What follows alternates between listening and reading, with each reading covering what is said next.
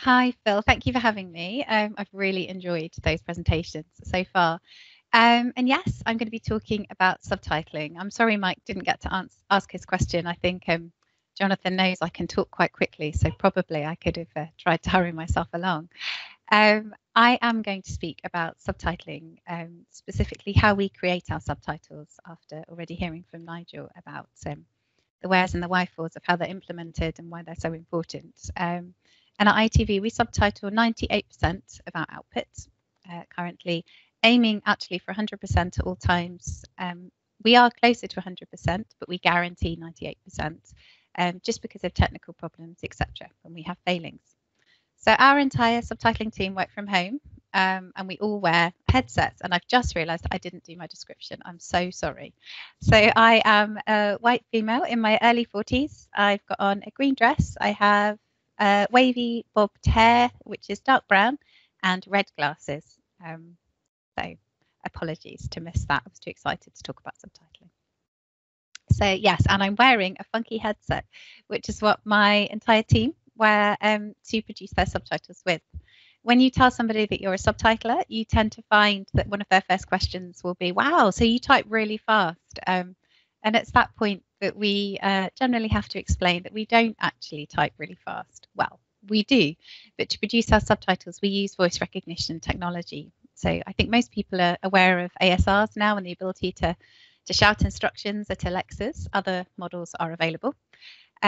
We use voice recognition in a more specific way to be able to create our subtitles. So whilst we're listening to the soundtrack of both offline and live productions, we can voice what's being said into a transcript, if you like, within the technology, meaning that it produces a kind of matched version of what the audio is saying on the program itself. And then we can adjust those subtitles to be perfectly timed to the visuals. We can color the subtitles so that it's really obvious to the viewer at home who is speaking. And we have lots of other tricks like that we use. So the voice recognition technology, there's an irony talking about voice recognition and then stumbling over your words. The voice recognition technology we use is Dragon. And Dragon enables us to speak fairly quickly, but in a moderated way, to use it to a professional standard.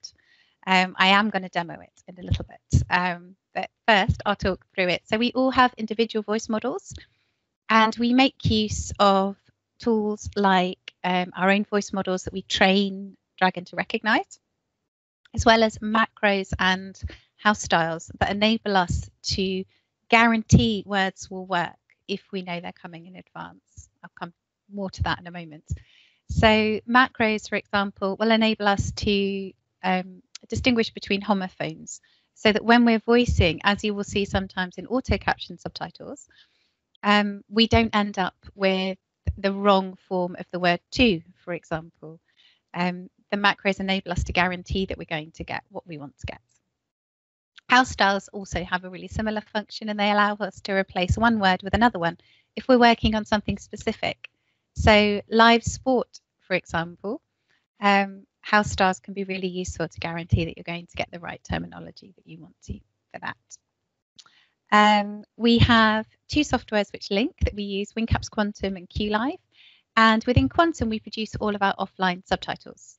After we have voiced a transcript, which I'm going to demo shortly, we can then create it to be a 100% accurate, perfect representation of the audio itself. We include everything that we possibly can. I know we had a question before about subtitles being verbatim. We do have the highest reading rates we possibly can. Within our subtitles, we do sometimes have to edit out certain words in order to meet those reading rates so that we don't exceed what is possible for somebody to read. There are certain individuals who will speak much more quickly than somebody can actually read. We want to represent as best as possible the experience of somebody using the audio, but at the same time, we need to make sure that the subtitle is truly accessible. So we are mindful of those rates. Within those, we'll create everything we can, and when we take things out, we try to take out utterances, additional information that isn't necessarily as salient. And we're mindful of that very much so when we're paraphrasing. We create line breaks to make our subtitles as readable as possible. And as I say, we aim for 100% perfection when it comes to our pre-recorded programs. With our live programs, it's a little more challenging to be able to do that because we don't always have all of the information in advance. On a sporting event, for example, you don't actually know what's going to come. Subtitling the French Open last year, we had somebody who was talking initially about the tennis match and then started talking about 1970s Romanian tennis and Ilie Nastase. Now, if you didn't have Ilie Nastase's name in your voice model to begin with, you were going to struggle to be able to subtitle that. We do, however, work closely with our newsrooms at ITV, enabling us to have as best relationship as possible with them so that alongside receiving their running orders, they do run-throughs for us on their studio feeds, which we access in advance. We try to produce the best quality live subtitles that we can. Our minimum aim is a 99% accuracy. At present, our fantastic live team are at 99.6% average for the year on the quality of the live subtitling they're producing.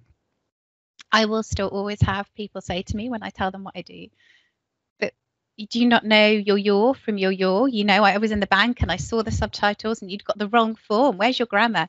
And I have to explain that unfortunately with voice recognition, things can go wrong. We don't want them to, and we are more frustrated than anybody, but they definitely can. Having spoken a lot about voice recognition though, if I'm able to share my screen, I'm hoping I'm going to be able to. I'm going to give you a really quick demo, if I can, of, fingers crossed that's worked and you can see it. I've gone festive, so you're going to have to excuse me if you're not quite ready for Christmas songs yet. I'm going to give you a quick demo of how we produce a song, for example. Start song. I don't want a lot for Christmas. Start song. There is just one thing I need. Start song. I don't care about the presents, Mac. Start song. Underneath the Christmas tree. Start song. I just want you for my own. Start song.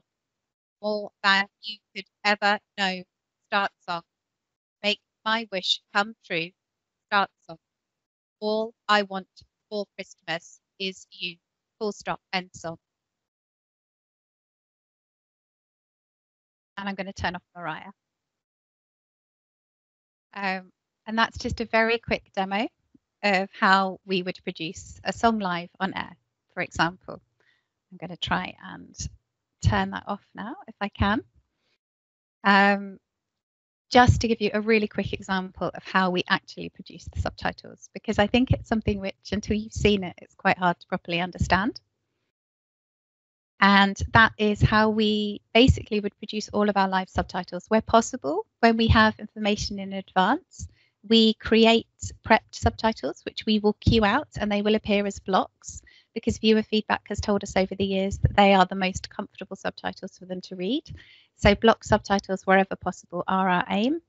And with live subtitling, we have scrolling subtitles left to right across the screen at a reading rate that's been tested and feedback has been gained from our viewers to guarantee that we're producing something which is what they're hoping for. And I'm hoping I'm pretty much on time, Phil, for some questions if you'd like me to stop there. You're ahead of time. You've actually got another minute or so. Have I got another minute? I can definitely talk some more if you're happy for me to do so. Absolutely, yes.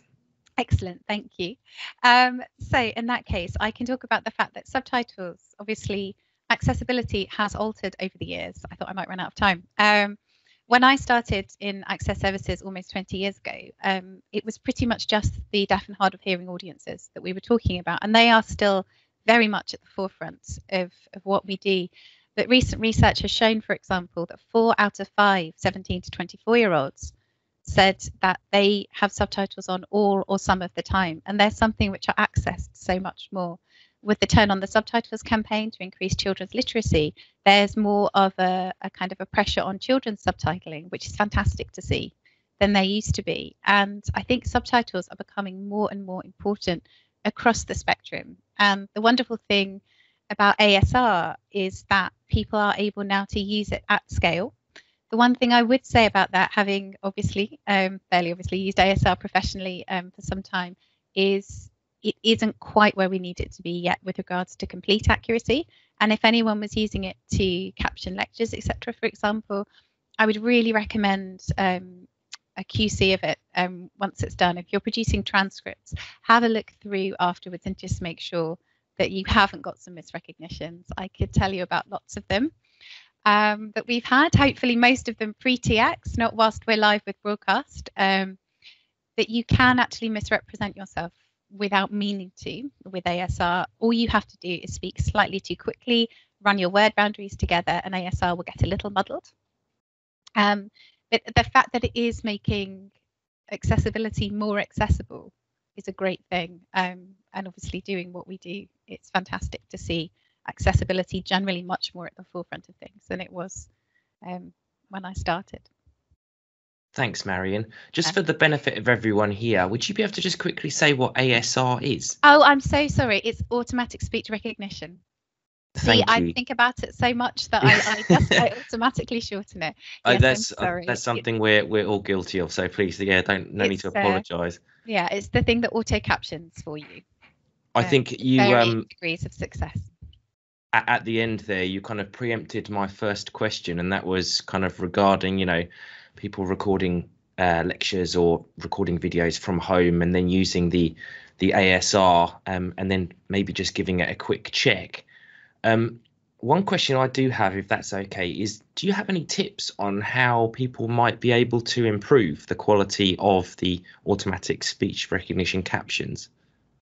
So speaking clearly and slowly and being mindful of a slightly more moderated speech is important. I think you could probably hear when I was voicing my subtitles into QLive, I moderate my voice completely for Dragon. And that's the sort of best practice that I train my team to do.